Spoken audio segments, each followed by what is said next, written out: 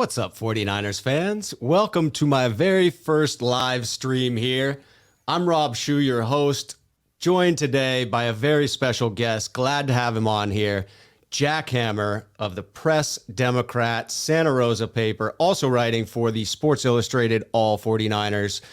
Congratulations on the new position, Jack. And how are you doing today? Thanks, Rob. No, I'm doing really good.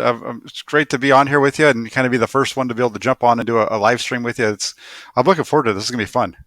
Yes, it is. It is going to be fun. It's going to be unpredictable because this is the first time that I've gone live. And so you're going to see a different side of the personality, a little bit more flavor to this one. Yeah, there you go. Perfect. Yes. All right. So getting into our topics today, obviously we have a big one to cover once we do get into the meat of it. But we're going to start out going a bit of a different direction. So obviously everyone's curious about what's going to happen with the quarterbacks. That's absolutely something that we're going to hit here today. But really, I wanted to put a bow first on your observations of preseason. And the reason I wanted to do that is similar to asking Grant questions like this is that you are our eyes and ears there at practice. And you're a fantastic observer. And everything that you can pass along to us is stuff that we otherwise wouldn't have a clue about. And so for me, it's about wrapping up the preseason. It's about making sure that we understand everything that went down before we move on to week one. So first and foremost, were there any big surprises for you in preseason? Were there any players that jumped off the board for you? Yeah, well, Trent Sherfield definitely has to be talked about here as a surprise because he totally jumped off the board. I think everybody was surprised by what he was able to do. To come in, nobody was, and at least myself, I was expecting him just to be, make the team. If he's going to make the roster, he's going to be as a special teams guy. Right. And I really think that Sherfield made himself the third best receiver on the team with the way that he performed during training camp. It's pretty crazy to me. I had him locked in from the get-go as a gunner, as you did, I think, as you're saying. And it was shocking to hear the positive reports. And at first I thought, a bit of a Corey Sheets situation where it's just, preseason, it's not going to carry through. But sure enough, it seems to have carried through. And someone that's out there doing streams and is on Twitter, Eric Crocker, is throwing out the idea of, drafting him late in fantasy drafts as a sleeper. And it does make me start to wonder, will he emerge as the third wide receiver option? Do you think he already has claimed that spot? I think he is. I think I would rather see him be the third receiver over Mohamed Sanu just because he has explosiveness that the 49ers haven't had. At least he showed that in preseason. An explosiveness that the 49ers haven't had out of that third receiver position. I mean, Kendrick Bourne was a really solid number 3 receiver, but he wasn't somebody that you really were worried about, getting behind the defense and taking the top off the defense, where I think Sherfield has that ability. And that'd be nice to have out of your third guy.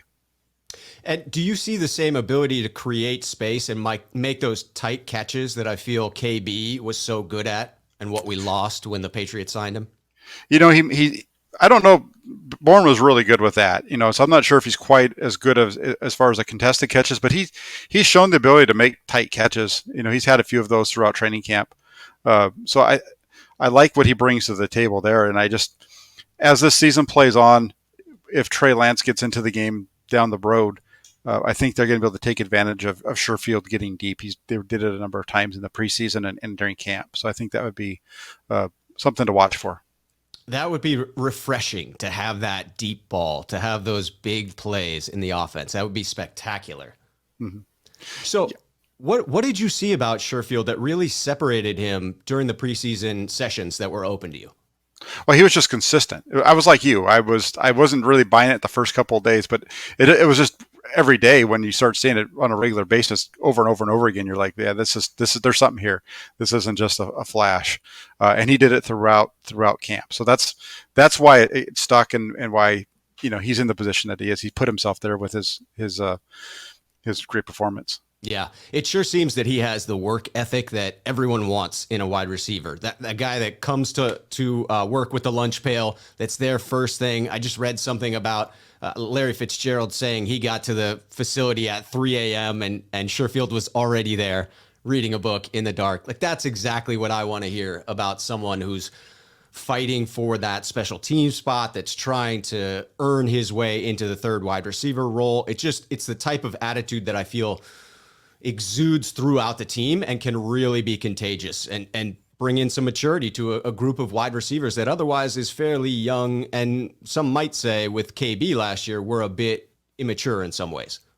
Yeah, there's definitely a maturity there. There's definitely a strong work ethic. And you kind of, and this, Mohamed Sanu kind of brings that to the table as well. So both those two are kind of almost, they're your veteran presence in that room.